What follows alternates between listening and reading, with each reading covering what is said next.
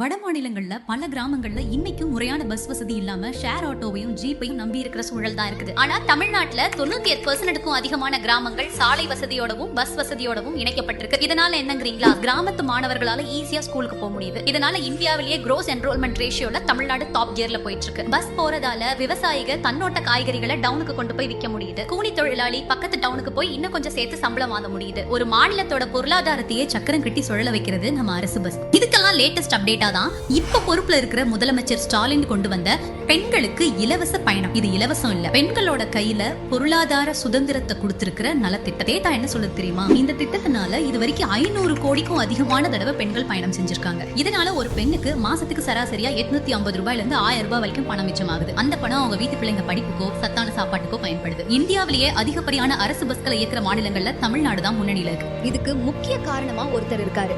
அவர்தான் போக்குவரத்து துறை அமைச்சர் எஸ் சிவசங்கர். நம்ம வீட்டுல இருக்க ஒரு வண்டியை பாத்துக்கிறதே அவ்வளோ கஷ்டம்.